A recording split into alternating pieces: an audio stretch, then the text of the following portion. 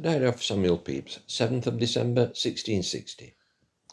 This morning the Judge Advocate Fowler came to see me, and he and I sat talking till it was time to go to the office. And there stayed till past 12 o'clock, and so I left the comptroller and surveyor and went to Whitehall to my lord's, where I found my lord gone this morning to Huntingdon, as he told me yesterday he would. I stayed and dined with my lady, there being Lord the page's mother there, and dined also with us, and seemed to have been a very pretty woman and of good discourse. Before dinner I examined Lord in his Latin, and found him a very pretty boy, and gone a great way in Latin. After dinner I took a box of some things of value that my lord had left for me to carry to the Exchequer, which I did, and left them with my brother Spicer, who also had this morning paid £1,000 for me by appointment to Sir Robert Parkhurst. So to the Privy Seal, where I signed a deadly number of pardons, which do trouble me to get nothing by. Home by water, and there was much pleased to see that my little room is likely to come to be finished soon.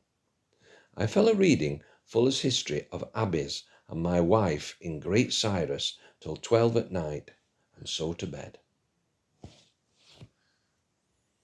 The 8th of December, 1660. To Whitehall to the Privy Seal, and thence to Mr. Pierce's the surgeon, to tell him that I would call by and go to dinner. But I, going to Westminster Hall, met with Sir George Carteret and Sir William Penn, who were in a great fear that we had committed a great error of £100,000 in our late account gone into Parliament in making it too little. And so I was fain to send order to Mr. Pierce's to come to my house, and also to leave the key of the chest with Mr. Spicer, wherein my lord's money is, and went along with Sir William Penn by water to the office, and there with Mr. Hutchinson we did find that we were in no mistake.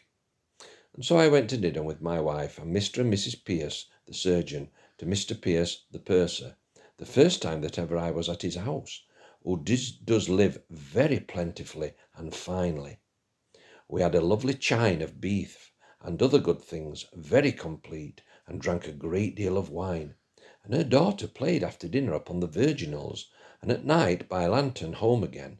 And Mr. Pierce and his wife being gone home, I went to bed, having drunk so much wine that my head was troubled, and was not very well all night, and the wind, I observed, was rose exceedingly before I went to bed.